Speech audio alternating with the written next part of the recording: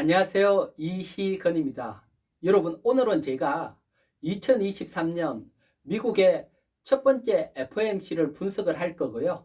여기에 대해서 유로존, 영국, 캐나다 금융 정책까지 분석을 해서 최종적으로 달러의 방향성, 그리고 원화의 방향성까지 분석을 하고 우리 시장이 상승을 할지 하락을 할지 결론까지 도출을 하도록 할게요.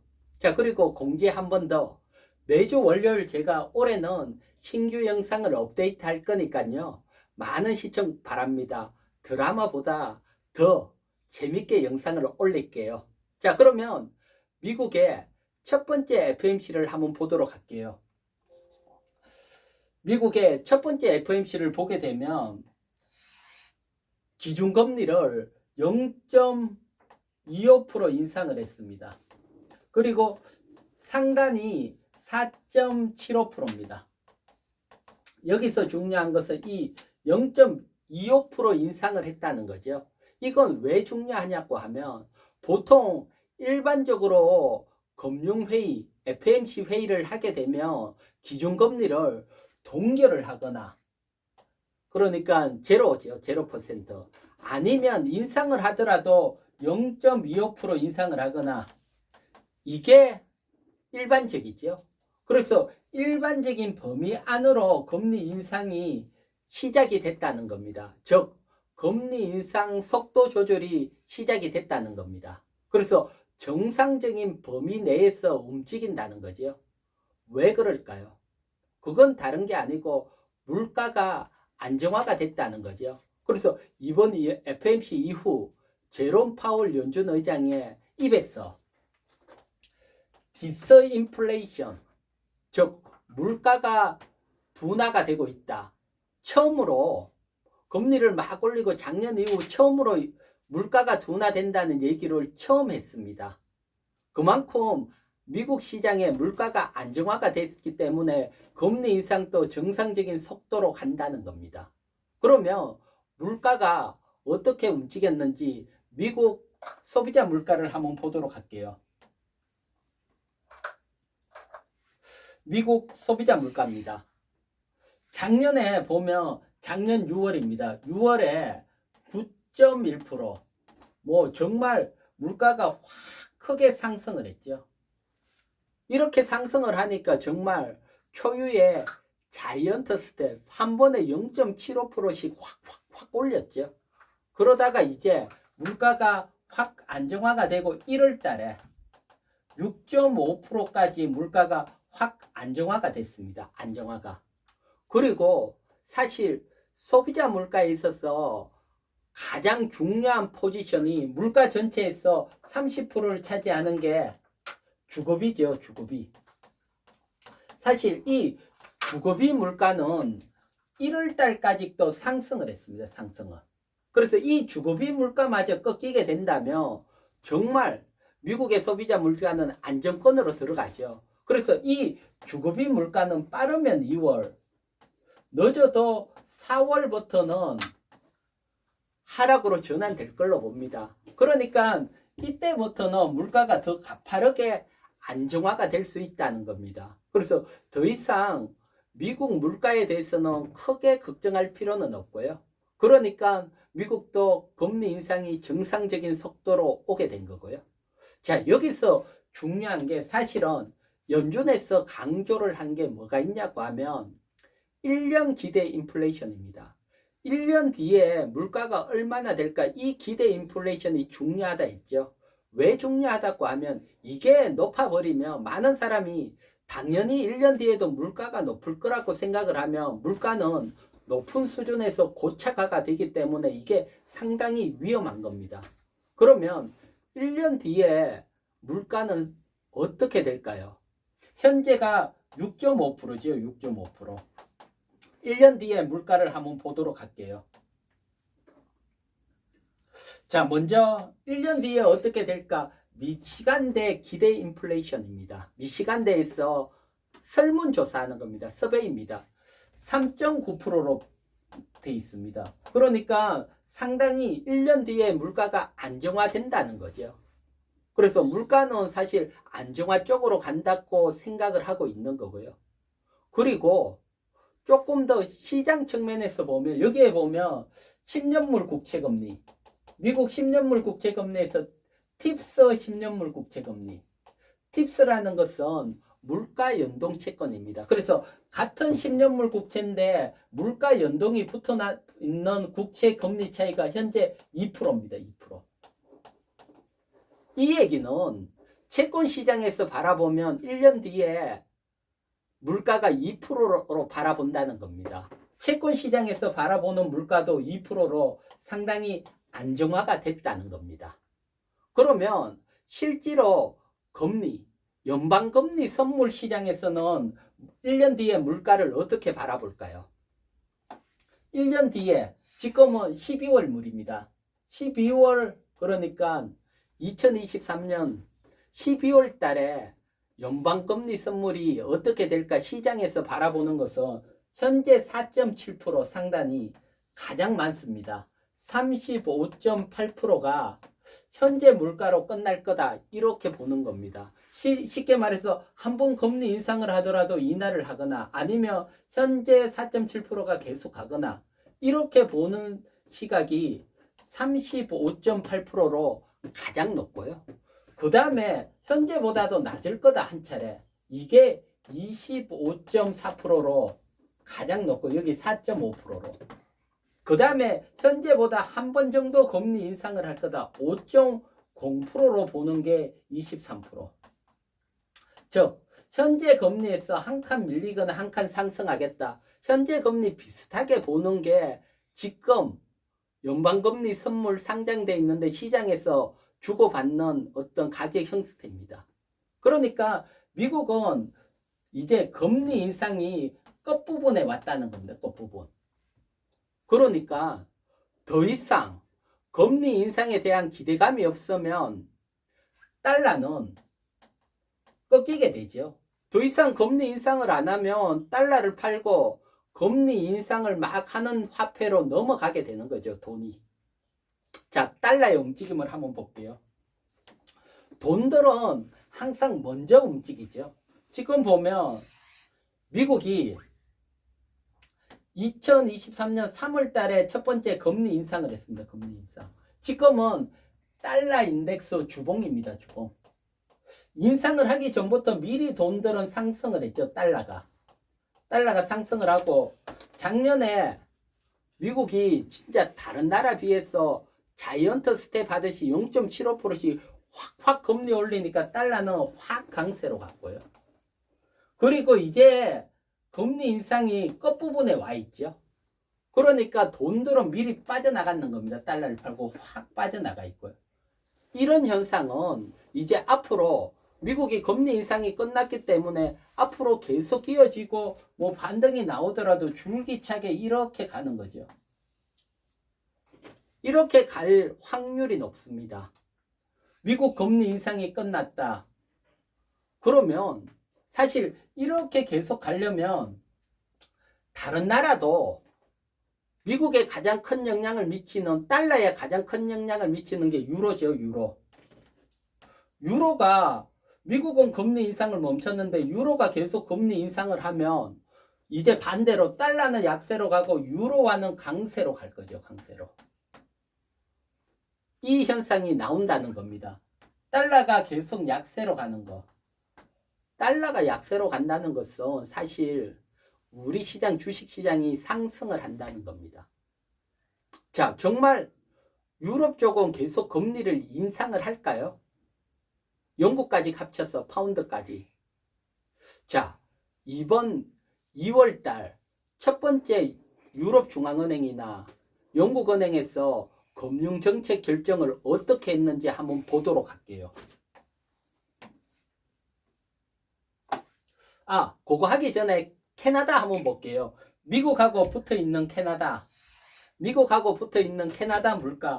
미국이 6.5%인데 캐나다는 미국보다 약간 낮은 6.3%죠. 6.3%. 살짝 낮아져 있고요. 캐나다는 이번에 금리 인상을 하면서 0.25% 0.25% 금리 인상을 했고요. 캐나다도 미국하고 똑같죠. 그래서 미국은 4.75%고 소비자 물가가 6.5%인데 캐나다는 4.5%고 소비자 물가가 6.3%죠. 거의 비슷하게 금리 인상을 했습니다. 작년부터. 그런데 여기서 캐나다는 이제 금리 인상 동결을 하게 됐습니다. 동결. 더 이상 금리를 안 올리겠다.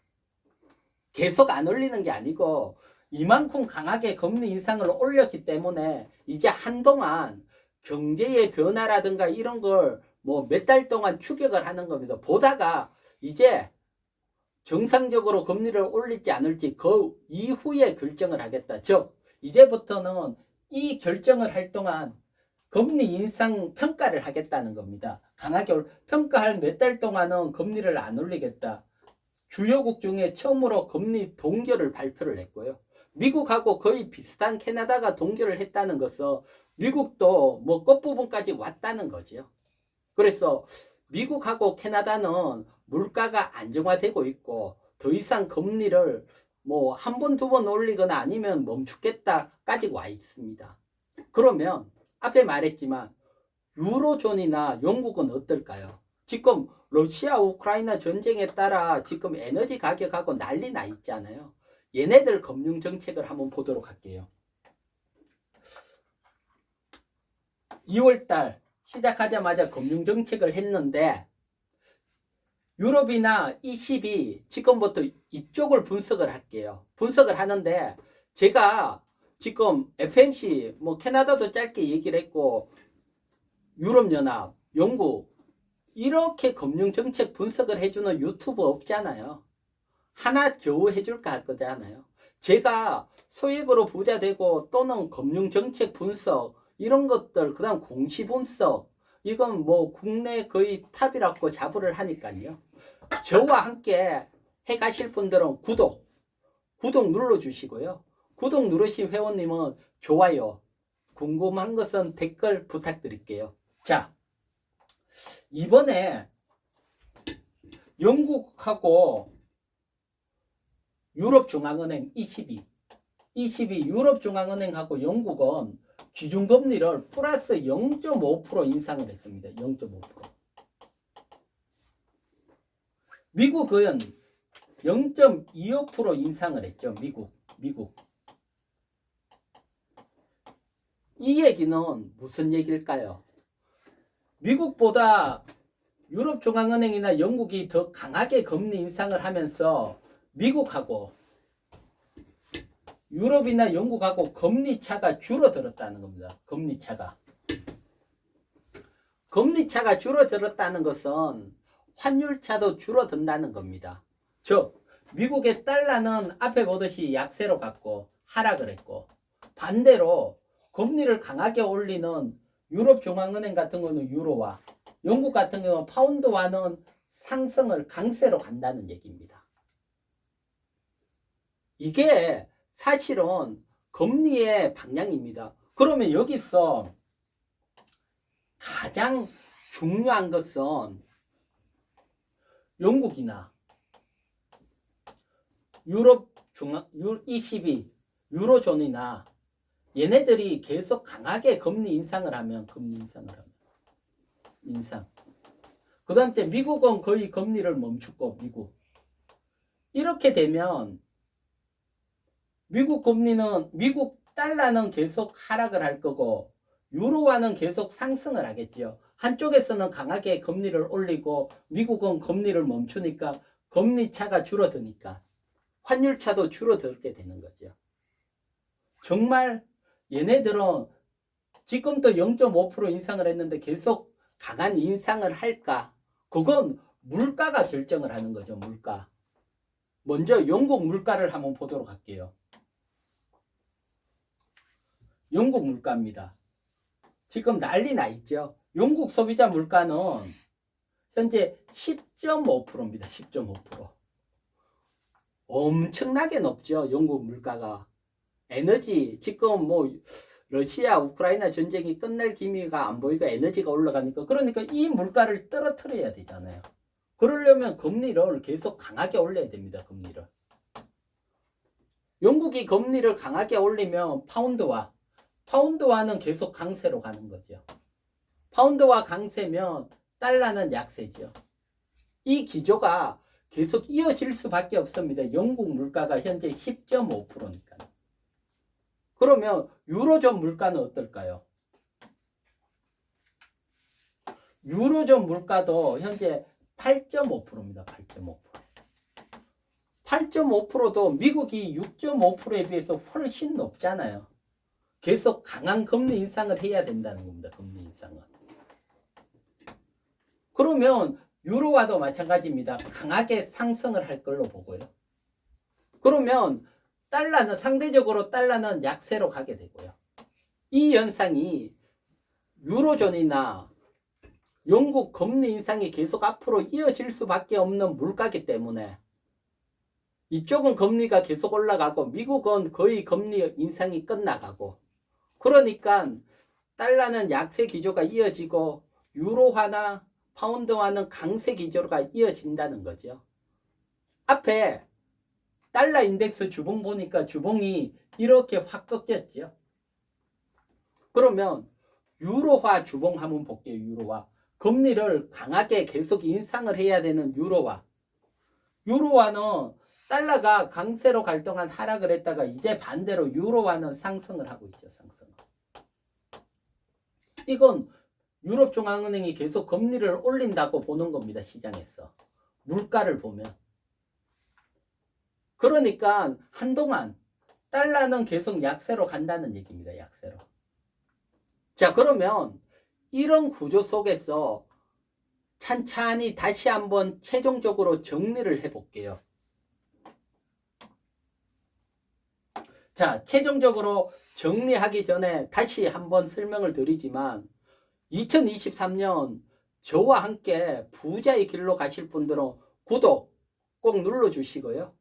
또 글로벌 시장 시황이라든가 또 뭐 콘돔 버는 주식 얘기 계속 이어지니까요. 구독자님들은 좋아요하고 댓글 부탁드릴게요.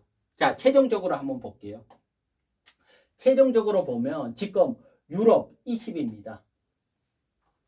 최종적으로 보면 유럽의 물가가 유럽, 영국까지 합쳐서 물가가 상당히 높다. 물가가 높다.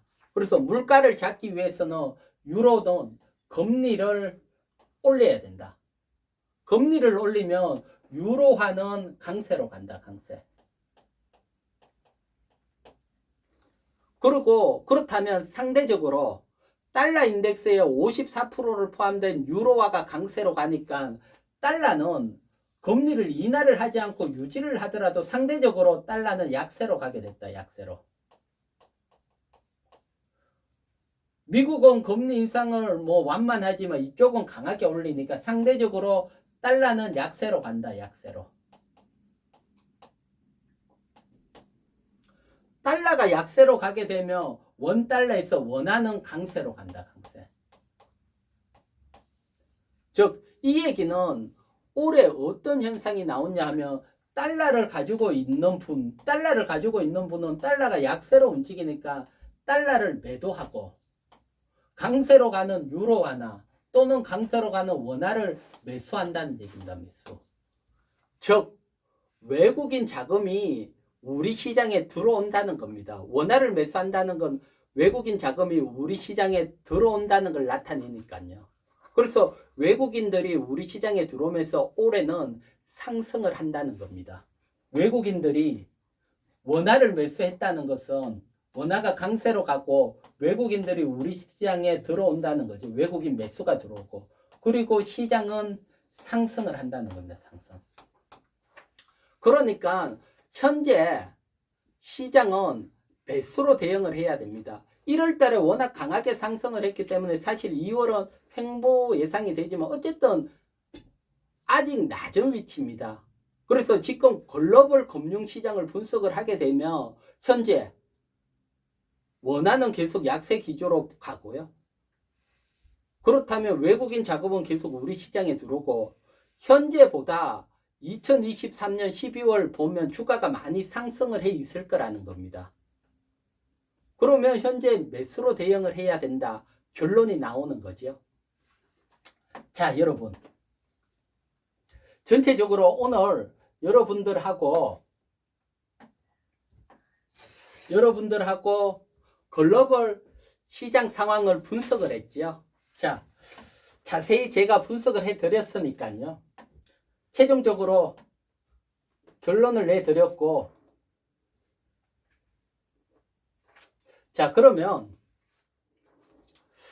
뭐 이런 것들을 분석을 하는 것들은 여러분들도 많이 하면 할 수 있고요. 어려우신 분들은 제가 글로벌 중요한 금융정책은 분석을 해 드릴 거고, 그리고 분석해서 보통 끝나지만 결국 그걸 가지고 우리 시장이 상승을 할지 하락을 할지 결론 도출을 하고, 그렇다면 주식을 매수해야 될지 매도해야 될지 결론까지 설명을 드렸죠.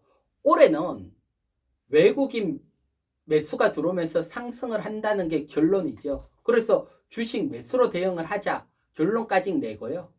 글로벌 금융정책 분석은 이렇게 마무리를 하고, 저와 함께 하실 분들은 구독 필수적으로 누르시고요. 예, 저는 이희건이었습니다.